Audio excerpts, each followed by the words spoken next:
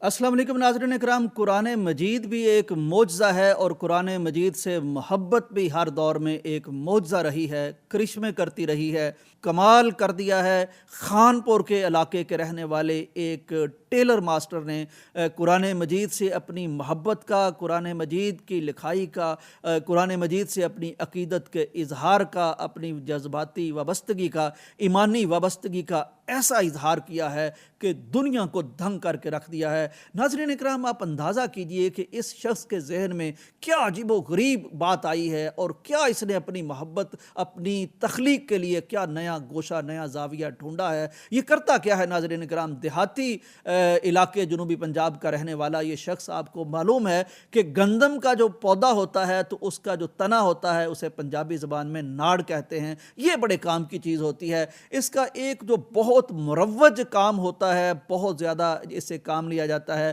کہ اس کو پھاڑا بھی جاتا ہے، اس کو رنگا بھی جاتا ہے، اور اس سے چنگیر، جس کو پنجابی میں چھابی کہتے ہیں، جس میں روٹیاں رکھتے ہیں دیہاتی لوگ، وہ بھی بڑی خوبصورت بنائی جاتی ہیں۔ لیکن اس نے کیا کیا؟ اس نے یہ کیا کہ اس کو قرآن مجید کی خطاطی میں استعمال کرنا شروع کر دیا۔ میری ان سے بات ہوئی، نام ہے اس ٹیلر ماسٹر کا اللہ دتا ایڈی خانپور والا، اس طرح کہا جاتا ہے۔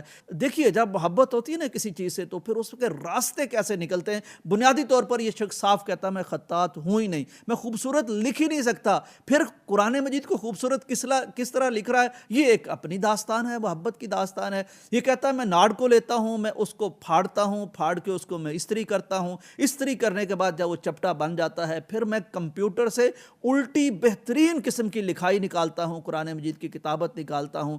تو میں ایک طرف سارا ناڑ لگا دیتا ہوں کاغذ کے، دوسری طرف الٹی لکھائی ہوتی ہے، تو پھر الٹی لکھائی کی طرف سے میں کینچی سے یا کٹر سے میں بڑی نفاست کے ساتھ، بڑی مہارت کے ساتھ، بڑی تکنیک کے ساتھ، بڑی محبت کے ساتھ پھر میں کاٹنا شروع کرتا ہوں، اور پھر میرے سامنے وہ قرآن مجید کی جناب خطاطی آ جاتی ہے۔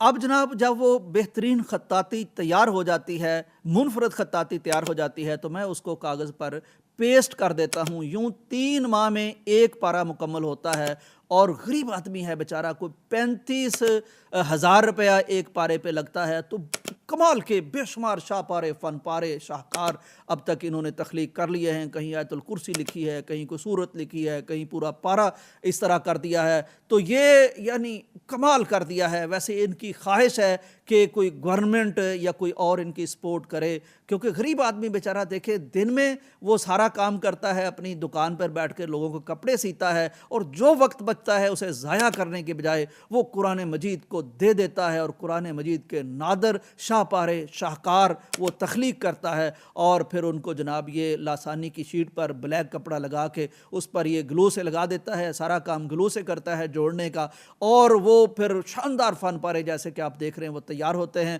تو اس کی اگر کوئی مدد بھی کرنا چاہے، اس سے خریدنا چاہے، اس سے تعاون بھی کرنا چاہے تو میرا خیال کرنا چاہیے۔